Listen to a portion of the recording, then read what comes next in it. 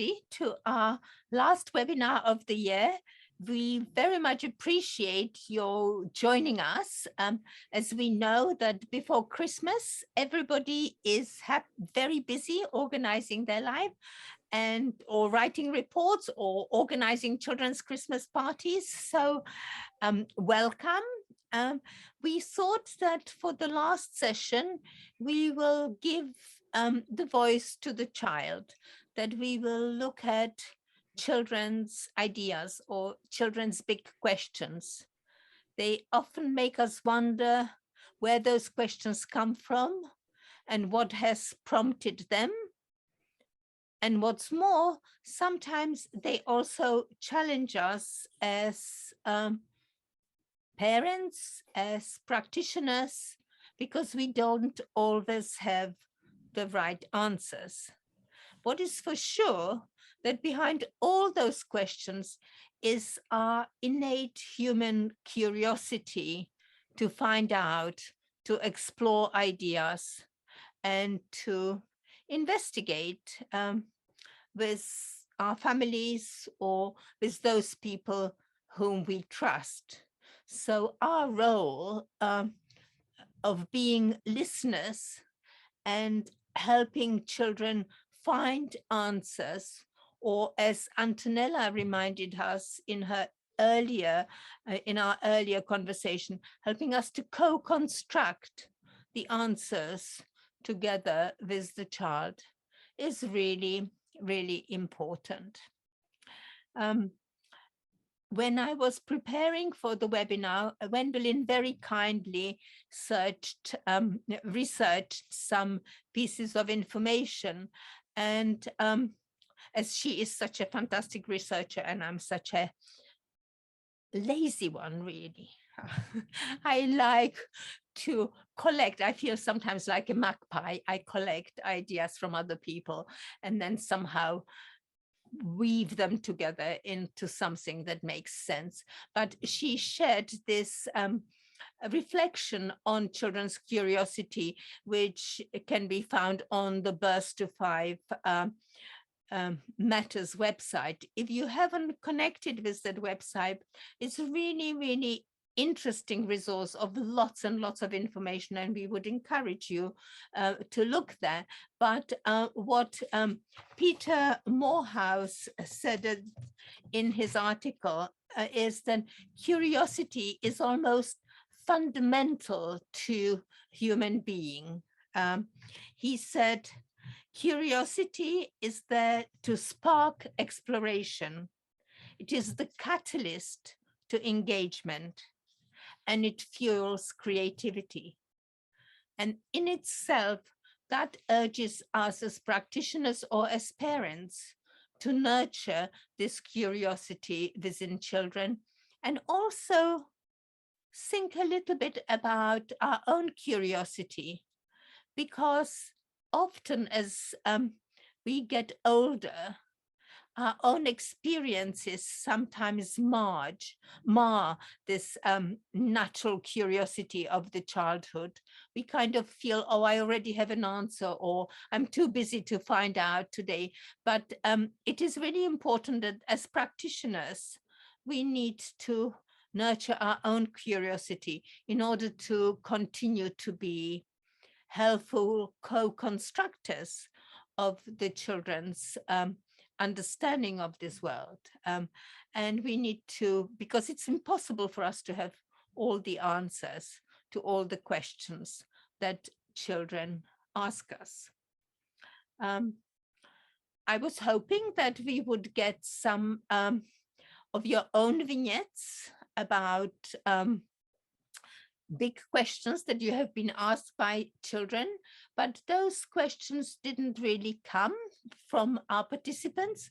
So I have invited our facilitators, our faithful facilitators who always help us to make these sessions meaningful. I have invited them to share, and I will invite them to share their big questions in a moment.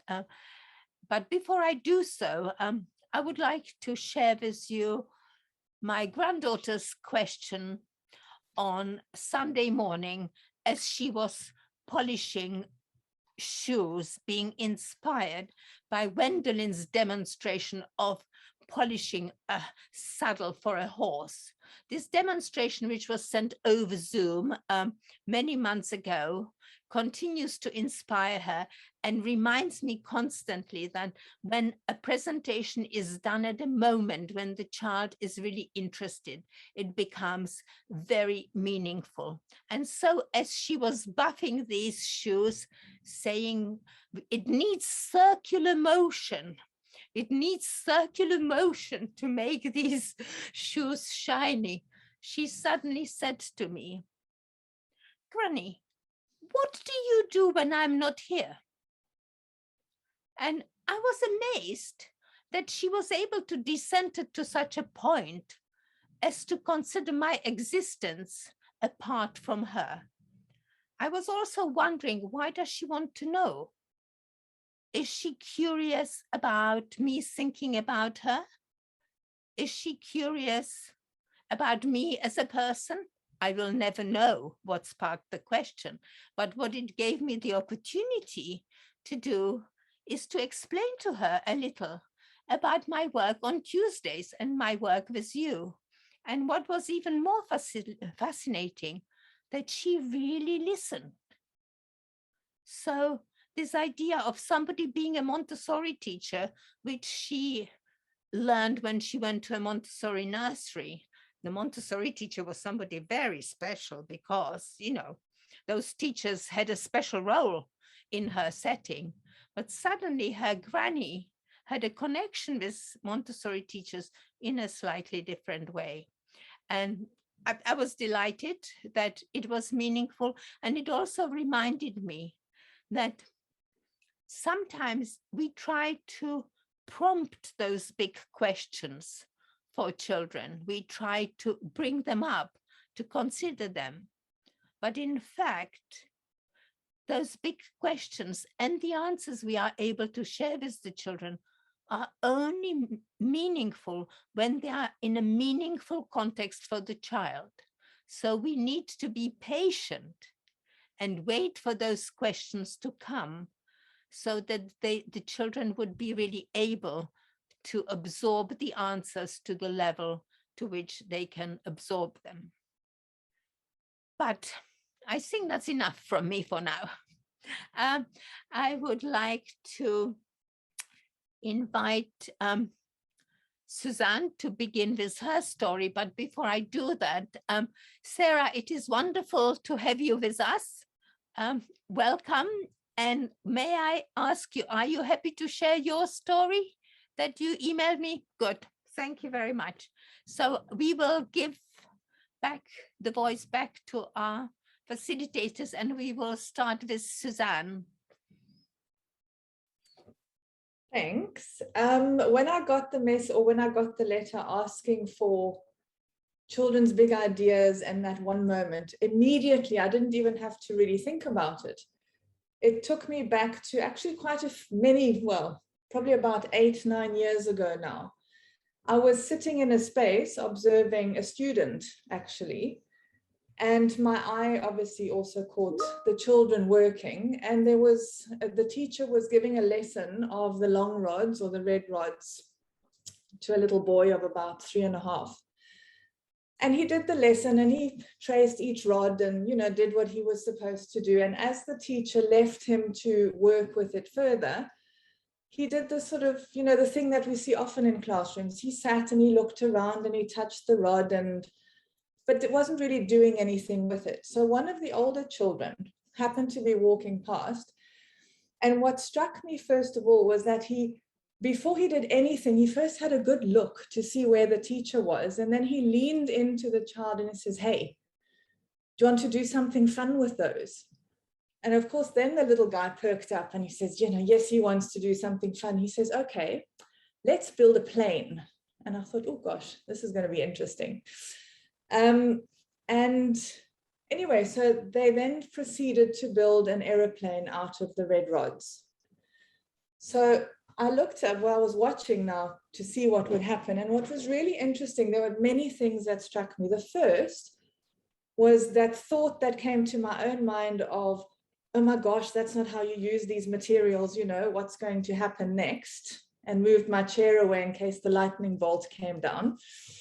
And then I thought, well, let's just listen to what they say. And the conversation was so interesting because they spoke about needing to find the longest rod for the plane. Then they needed to make wings, and the wings needed to be quite far up, but they needed to be placed exactly half. So half is on your side, half is on my side. They needed to construct a tail. And of course, the rods for the tail kept falling because they were too long. They then discovered over time that if they just take the shortest rod, that one could stand. And the conversation then sort of went further from there, where they spoke about, you know, where they were now going to. Well, first of all, the airplane had to have a captain and then a pilot helper. And they'd decided where the captain was going to sit on which side and the pilot helper. And then they obviously needed somewhere to fly to. And the little one said quite confidently that he was definitely going to Dubai. So that was obviously the shopping place of the time. And then they discussed, well, what continent are we on? Remember, we're on the green continent. And where is Dubai? No, that's on the yellow continent. So there was geography that came in. Then the captain very self-righteously said, well, he wasn't taking anybody anywhere if there was no money paid. And so the little chap said, well, I don't have any money. So he says, not a problem. On the shelf behind you, there's a sorting exercise. Let's go get that. That can be your money. And you can pay me whatever it was, 5 red ones and 2 green ones. So, and with that, they were sort of just getting sorted, and the adult walked back into the space. And the children, she never said anything to the children. She didn't even look at them. But they looked up and immediately started packing everything away. So the sorting activity went back, the red rods were packed back beautifully in their order on the shelf. And that, it really made me think, you know, that whole exercise. First of all, I thought, gosh, you know, how amazing it was to see that spontaneous exploration of the children, where they brought in maths, they brought in language, they brought in geography, they brought in estimation and calculation and critical thinking and all those skills. And I thought to myself, you know, how often do we actually give the children that opportunity to practice what the things that we've taught them in a real life situation that they have created? The other part that really made me think was, we're in a Montessori school. And I mean, this isn't the only place I've seen similar things happen in. You know, we're in a Montessori school, and our motto is to follow the child. And yet somehow I had the feeling that the children were following us, and, you know, only doing what we wanted them to do and how we wanted them to do it. And that there was almost a little bit of fear of, you know, oh my gosh, there's the teacher, let's pack away quickly in case we get into trouble. And that's been something as we've gone through, and I must say, you know, the webinars that we've done this year have all kept sparking when we've talked about, you know, the creativity of the children, play in children, and the value of these explorative moments with children. That little idea keeps coming back to me. And I think, as for me, the big idea is probably more mine, is just this thing that goes around in my head, you know, how do we really best serve the child? And allow them just those moments to show us what is going on inside. Wonderful, Suzanne. And that's what I have loved about your little vignette, is this question to us as adults. Do we really ever listen enough to hear what the children really know? Because in that little vignette, the children were able to create an aeroplane. It was a very good example of symbolic thinking. They knew how to use the lengths of the rods, what was appropriate in the lengths, but they also were aware of the human relationships that are required to fly the plane, and also of the different places on Earth. I mean, what a rich opportunity to evaluate children's learning. and how often we miss it Mm. because we expect the children to build the rods in the appropriate way. So for me, that reflection gave actually so much food for thought for us as we continued to think about our role in giving silent presentations, in expecting the children to follow our demonstrations, in interpreting or helping to interpret the children's learning or understanding what the children really know, and how they synthesize all the different lessons they may have into that one experience of building a plane and flying to Dubai on the yellow continent. It links beautifully to Sarah's recent experience, because Sarah has been lucky enough to return into the classroom. And I wonder if you would be happy to share that, Sarah. Yes, thank you, Barbara. Hello, everybody. Lovely to be here tonight. Yes, I've had the absolute joy and pleasure of being back in the classroom on a more regular basis. And I was invited to go back into the classroom to be there to support creativity for the with the children.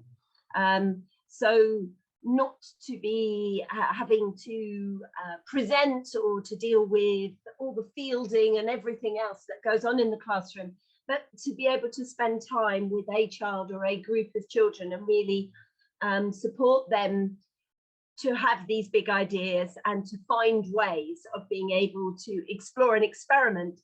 And it's been a very humbling experience because, of course, in my role as a tutor at Montessori Centre International, I spend a lot of time supporting students in thinking about these things and how to do it. So we've been doing quite a lot of sort of loose parts sensory play, and the children and I had gathered a lot of natural materials, which was around the theme of autumn. And we have a very big tarpaulin and a piece of brown paper that we attach to the floor, and the materials are laid out. And the younger children come and they just sort of explore them and move them around and make piles and then separate them out. And then there are several slightly older children who come and perhaps spend a little bit more time. And there was one girl who sat in the corner, and she had one of the very long sticks that I had laid out. And she had tape, and she was trying to tape the stick to the floor, but so that it stood upright. In my head, I had this idea that all the materials there could create the trees that we've been looking at outdoors in the garden, but it would have been a tree that would be flat lying down. You know, that in my head, I thought that might be something that would come from the use of these materials. And I watched her, and she was incredibly persistent. She found ways to hold the stick with her leg while she was tearing this tape off, and she applied the tape and then moved her leg away and the stick fell down. But she didn't give up. She was immensely resilient and just kept going until at one point she just went, and I slowly slid over and I said to her, you know, I can see that you're really working with this stick and tape, and I'm not quite sure what's happening here. You know, would you like to tell me about it? And she said, I'm making a tree. And I said, oh, yes. So you've got this stick. She said, yes, it's the trunk, but trunks stand up. It stands up. It can't lie down. It needs to stand up. And so we talked about how we might be able to make this stand up. And so she was saying she was using tape, and could I hold the stick for her so that she could put more tape on? So we tried for a few minutes. And I said to her, let's think about the trees outside. And she suddenly just said, oh, I need roots. And I went, oh, roots. And she said, yes, the roots are in the ground and it allows the tree to stand up.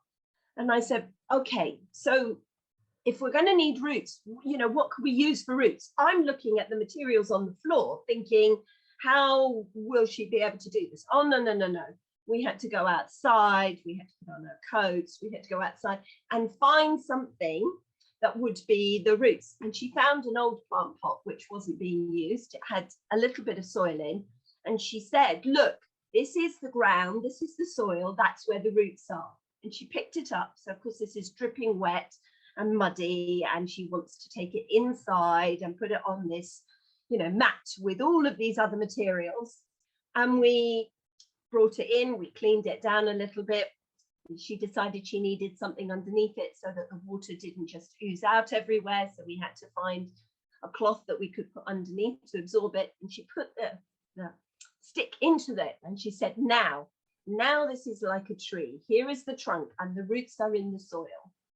And then she proceeded to use the leaves that were on the mat and print leaves and scrunch up paper to make leaves. She attached more branches using tape and string, and sat probably for around about an hour and a half constructing this tree, occasionally turning to me and asking for some support, never for an idea. It was not my role to be able to tell her what might happen, but I might needed to hold something for her. This work ended up with this amazing tree. And she was so proud of it. She carried it around the classroom and showed lots of people. And we'd been exploring some shadows. And so she put it down at the end of the room where we were doing the shadow work.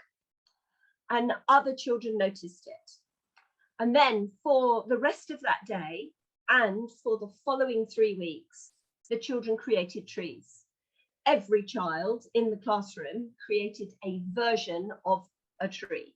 A little boy who never ever comes to do anything that's with the sort of mess of the creative area, spent an hour and a half creating a tree with hundreds and hundreds of leaves, all attached with tiny bits of masking tape. And when he picked it up, some of the leaves fell down, and he laughed and he said, "Ah, just like trees outside." For me, it was a really humbling experience. I had created my favorable environment. I had laid it all out. I had an idea in my head about what might happen, but I also recognized that, you know, I thought, well, you know, maybe nothing will come from today. But it was the work of this one, you know, young lady who sat down and had a big idea. And my role then was merely to facilitate it. And it put into context all of the teaching that I had done as a tutor at the college, with all my grand ideas and my big words that I had said to students. But actually it was a child who was just 3 years old that taught me the power of sitting, giving space and time, having a favorable environment, not being frightened about, you know, the potential mess. Everything can be cleaned up. And it was her work that inspired everybody in the environment. Nothing that I did, nothing for me as the adult. The work is from the children. It's their real work. And it's that real work that enables those big ideas that are in their heads.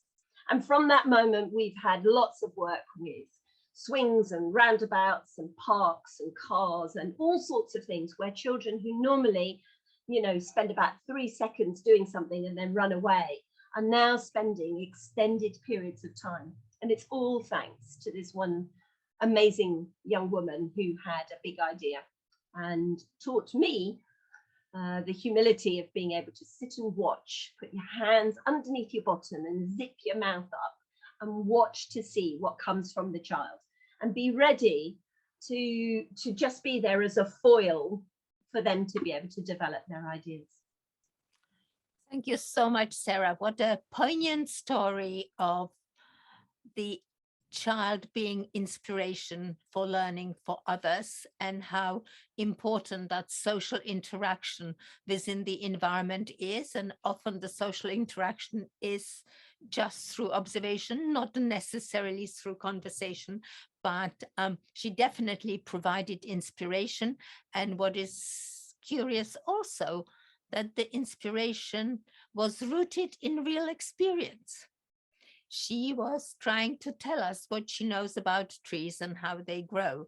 So the seeds were planted, maybe at nursery, maybe at home, maybe during a walk somewhere in the park, but there was enough information there for her to use it to recreate it. And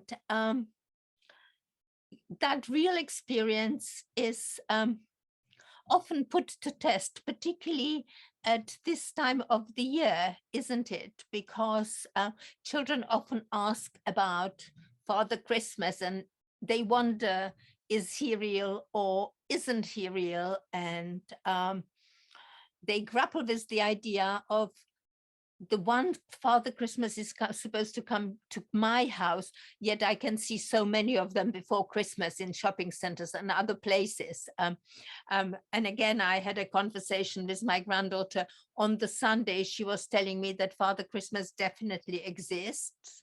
But then by yesterday afternoon, having experienced the Father Christmas come to school, she said to me, Granny, Father Christmas is just a grown-up dressed up. So the reality struck her I think she was slightly disappointed. But Antonella has got a wonderful story about one of her sons to share on the theme of make-believe. Yes, it's something that took us by surprise. This is about my second child, and it must have been 5, something like this. So this story has to do with like the fairy, the tooth fairy, but in Italy, we have a special little mouse that comes at night and take the little tooth and leave a little coin for the child. So he's a mouse. The one that has lost the tooth must have been my eldest. And this happens when we went to see the grandparents in Italy. So there was this big journey, arriving there and then sleeping at night, and the tooth under the pillow. And in the morning, the youngest son, Alessandro, comes out of his bedroom all excited and comes and runs in the kitchen where it is.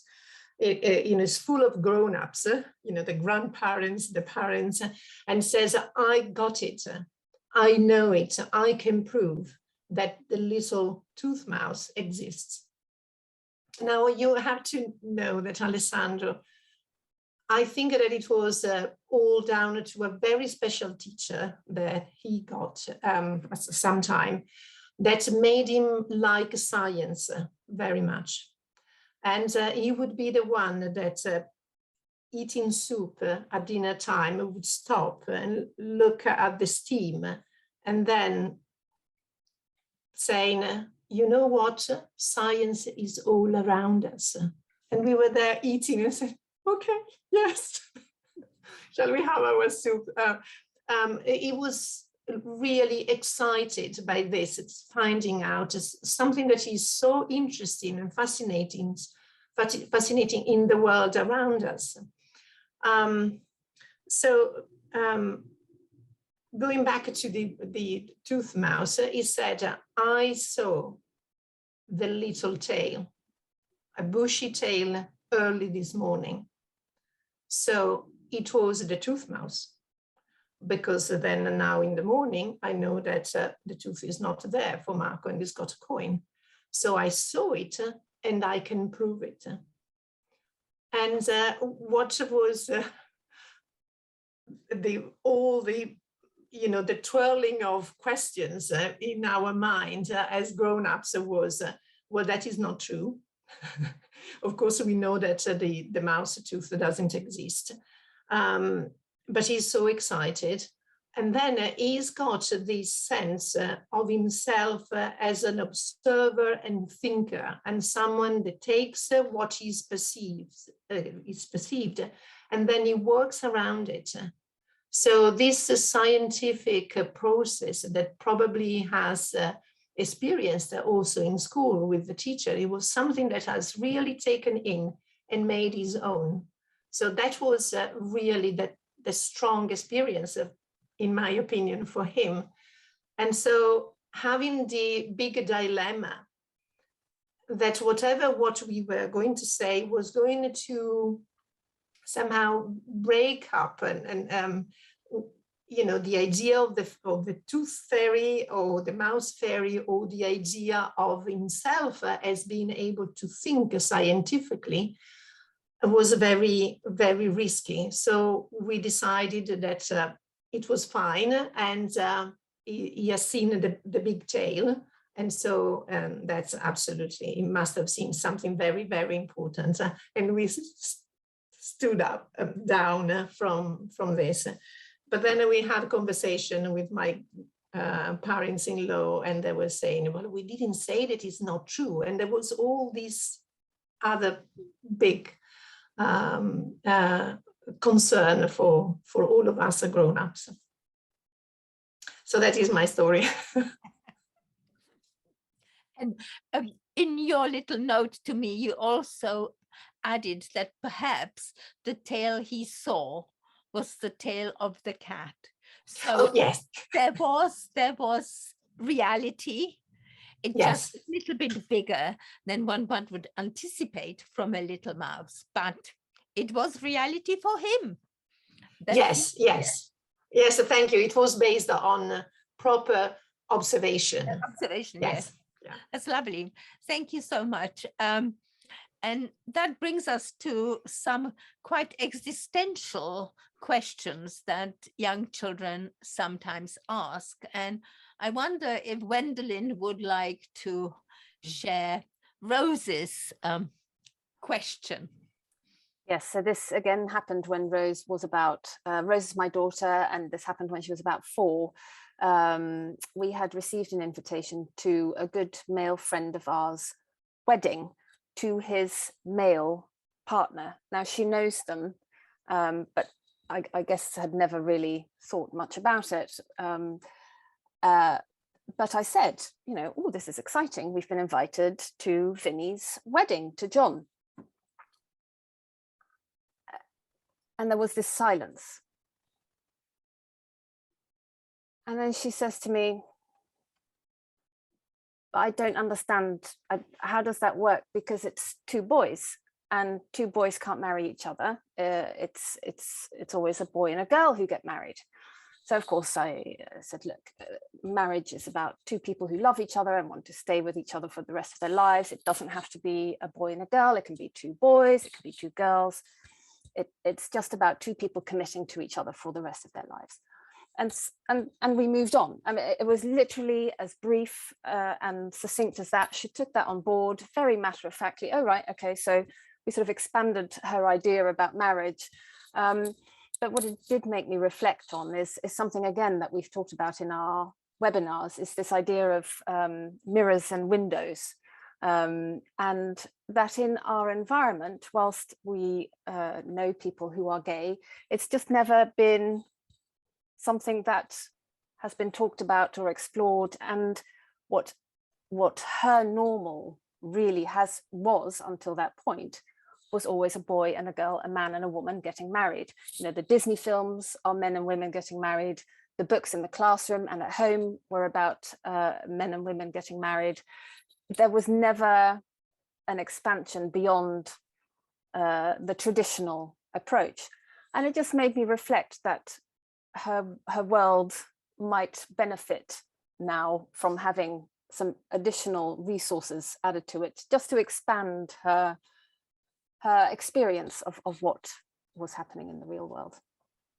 And when Wendelin shared this story with me, it reminded me of the importance of context, because the information was meaningful to Rose because it grew out of a real experience.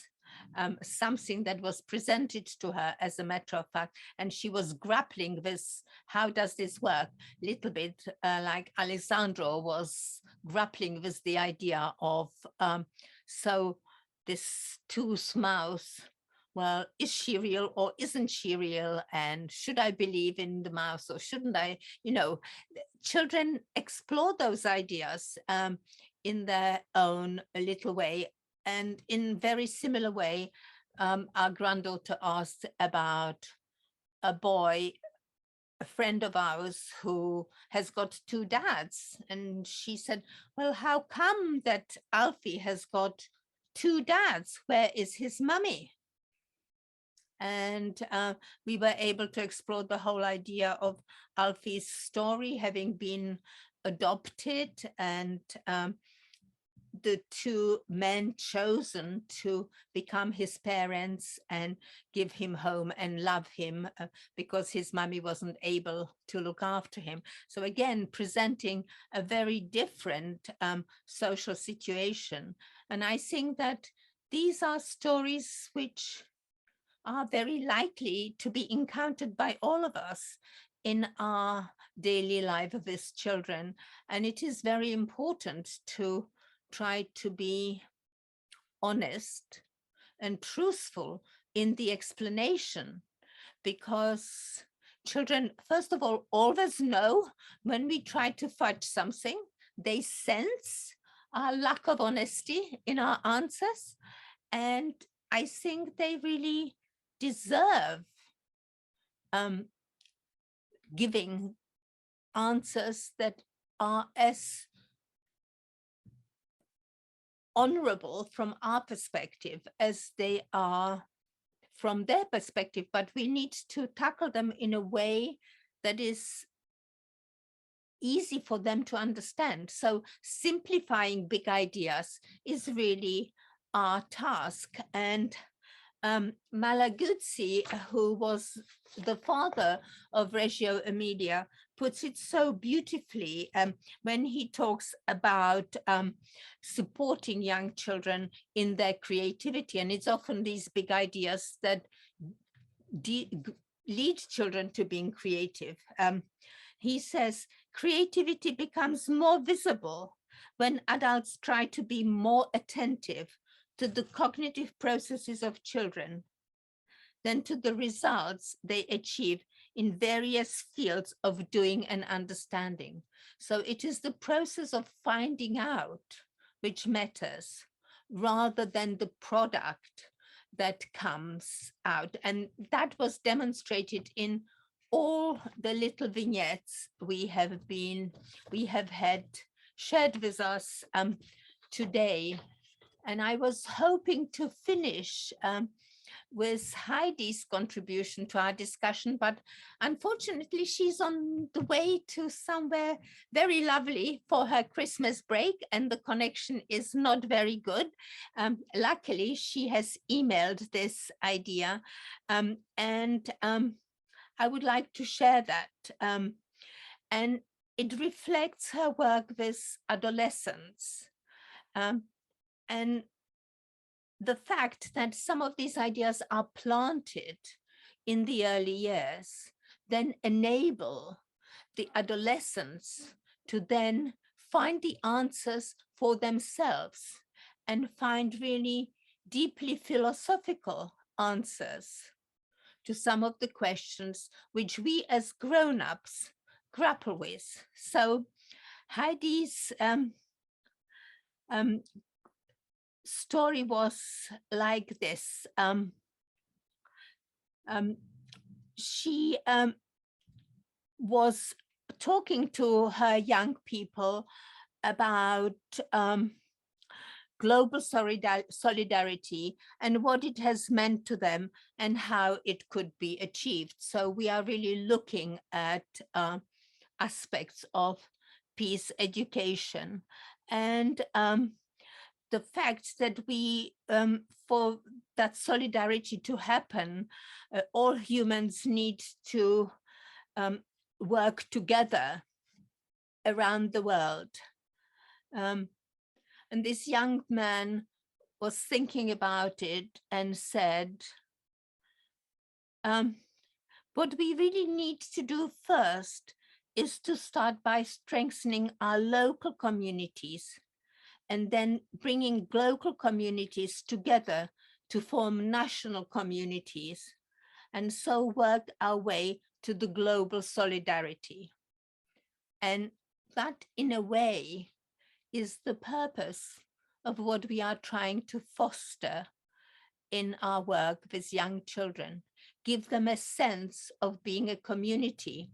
And in her last letter before Christmas, those of you who follow Simone Davies' notebook, Montessori notebook newsletters, she shared how we foster sense of community with the toddlers and 2 to 3 year olds who are so deeply egocentric, but how we help them to refocus by meeting their individual needs and then being part of the community by perhaps cutting banana for everybody to share, or setting the table for everybody to eat lunch together. So I hope that as you work with these young, demanding, unpredictable human beings in your everyday life, you remember that the seedlings of human peace are being sowed by your example and by nurturing the love for each other, empathy for each other, and concern for each other. And this, I would like to be our message for Christmas to all of you. Thank you so much for sharing your wisdom with all of us during this year. You have nurtured us, and I was very proud to share my work with you, with my granddaughter, as she was cleaning her shoes. Thank you very much indeed. But now, since there are not that many of us, I would like to encourage you to share some of your beautiful ideas with us, so that you also have a voice, you also have a contribution to this very, very rich gathering that we have created tonight. And my deep thanks to the facilitators who have ensured that our conversations continue throughout this year, and who have always come up and responded so willingly to Wendolin's invitations by saying, would you mind helping us yet again tonight?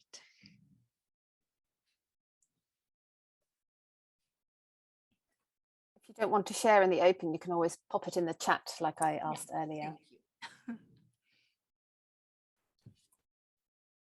Hi, if no one else wants to share, I had a lovely experience with a 4.5-year-old, and she didn't know what a triangle was, and out came the constructive triangles. And after we just, I presented it to her, and she kept on moving the bits around, so I left her to it. And I was still sitting there when I was working with the other boy on the other side of me, and she taps me, and she'd made the most beautiful birthday cake. I'll never forget it. It was just, I loved it, absolutely loved it. So she was very shy and she was very quiet, but that was like her moment, and she's very creative. I noticed that about a lot of things that she did. She was very creative. That's it, sorry. Thank you so much, Alia. It's always good to celebrate the gifts that the children give us. Any more ideas?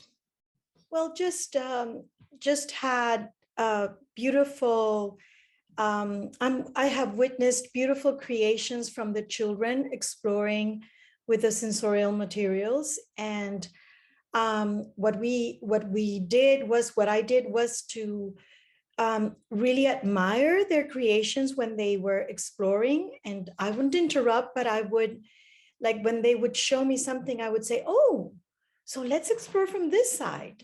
And how does it look from the other side? And now let's go. And that has come to a beautiful connection with the children. They really create beautiful things, not always with a plan to build something in particular, but always very happy to share. And then how our very young new students see that. You think they don't, but how they see, and they see our well, admiration and awe and happiness, and how they also start exploring. Exploring is now a word that we are using often in our classroom because they are really exploring. And just wanted to share that we've had very meaningful moments, just joining in the love and the fun and the excitement of their explorations. Thank you so much. And that exploration is so meaningful, and we have to be really brave to allow it to happen, because there may be moments of fear that it will go beyond our control. So letting go is the secret of this exploration. And Lucy is ready.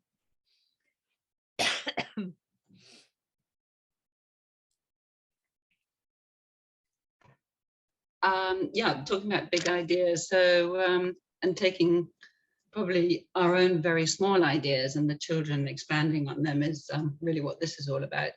So as part of the group that I'm together with Heidi, I can't remember the name now, Montessori, but it's an environment movement. I can't remember what it's called now, but basically this term we've been working on a rejuvenation project. Okay, it's like a global group that we are part of. And I was decided that there's a small part of the land next to the school that we would try to rejuvenate and regenerate and see if we could plant things there.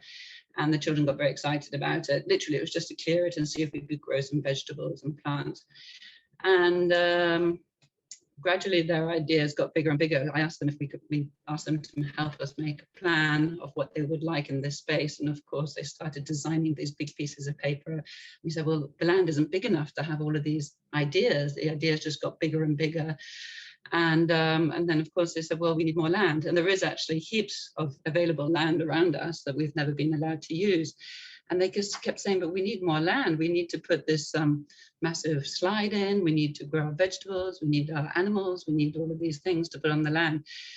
And so finally, they put together a plan. And we went to the Ministry of Lands and invited the PS to come to the school. In fact, she brought 2 other PSs and the local MNA. And we had a massive on-site meeting with all the students presenting their big posters of what they wanted to do on the land. And we got approval for the piece of land. And the last week of school, the JCB came in, and of course, everybody spent the whole day hanging on the fence, watching what was going on. Right now, it's a massive mudslide, but eventually it was going to be this beautiful outdoor play area. And it's all thanks to the children just coming up with all these wonderful ideas and inspiring the adults actually to get their act together and let us be able to do this. So we're very excited. Fantastic story of children being the agents of change and not really very big children. Yeah, definitely. They're just really inspiring. I think all the adults really just listen to them very well. And Sarah has just put in the chat exactly what I thought. Your story, Lucy, of the school in Seychelles reminds me of the work in Bloom in Sarajevo. Thank you for joining us, Wendy. If you don't feel like sharing, I'm sure that Sarah would be able to share, but it is really your story because you were the inspiration behind it initially. No, I'm happy to share it. But I have to say, Lucy, listening to you, I don't know how many years ago it was that I came to you, but I can see Father Christmas now in that hot sun. And there were some wonderful children you had there. And I look back on it with such happiness. So keep up the good work. I'm so pleased they've taken you over. Now at Bloom, we had land all around us, which was owned by the municipality. And the children were really anxious to make it into an eco school because I used to tell them about what we were doing in England with the eco schools, but they were so limited with what they were allowed to do. And in the end, we did have the municipality bigwigs up to talk to the children because the land was there. And eventually they said they could have it on a lease, but unfortunately the lease, it's 10 years this year, and they're now talking about wanting the land back. Well, in the meantime, the children have built a tree house, which they designed and built themselves. And it's a tree house big enough for lessons to take place for children right up to high school. So the battle starts now that we can try and keep it, because they don't want the land for anything, but they just don't seem to understand in Bosnia the importance of climate change and teaching children from a very young age all the values of, you know, the UNESCO, it's not UNESCO, sorry, the 17 goals. What are they called? United Nations Yeah, Sustainable United Development. Nations, the goals which the children were trying to get across to them.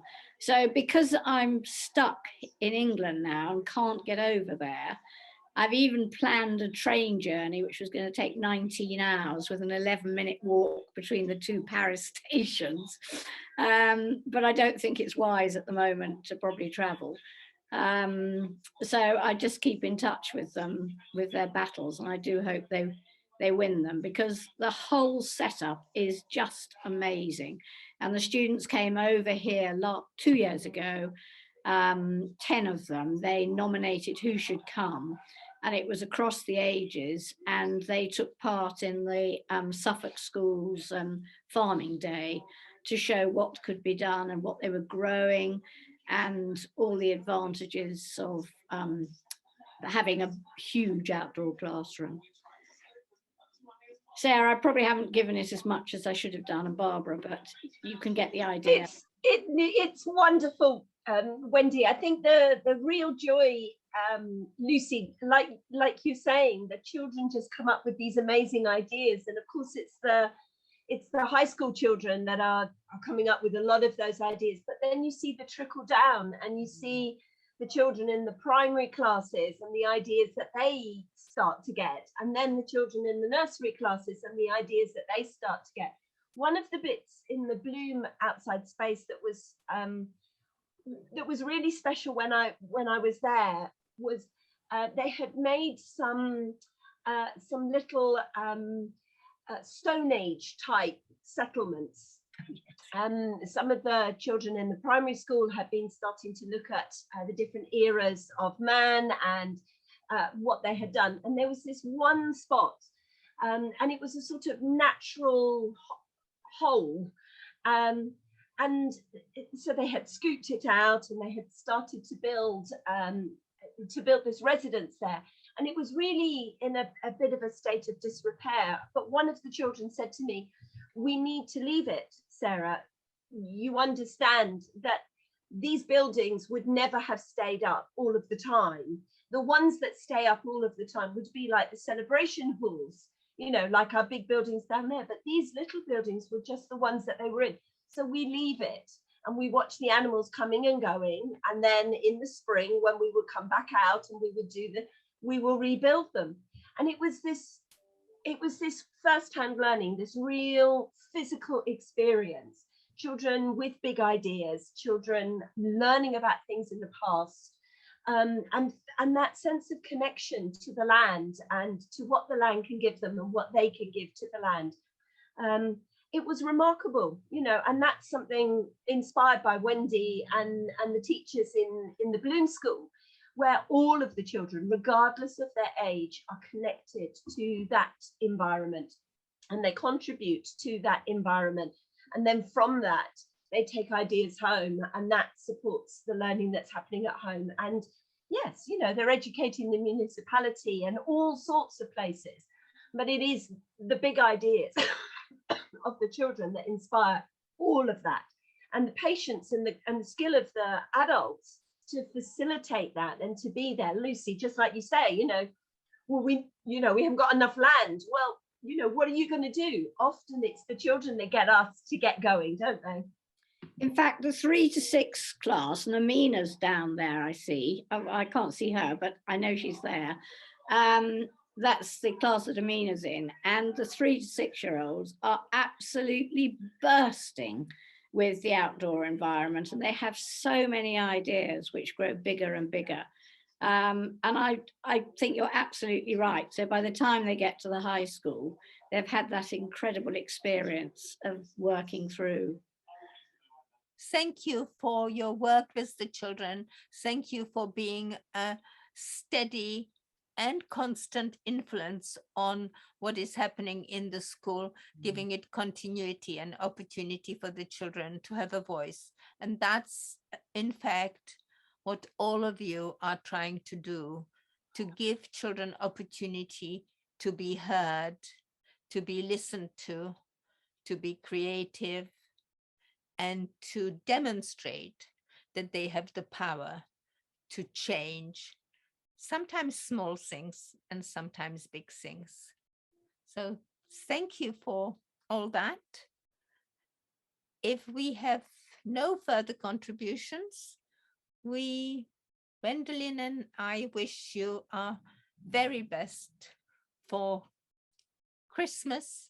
We hope you will spend it with your families and will not be plagued by too many illnesses, so that you can rejoice and celebrate. And we look forward to seeing you at the beginning of next year, when we will begin. Our first session will be again looking at challenging our practice, and we will have Helen Lange speaking about storytelling, not only storytelling for children, but also the stories that we tell children in order to help them understand what human life is all about. So we look forward to continuing our work, and thank you again for joining us.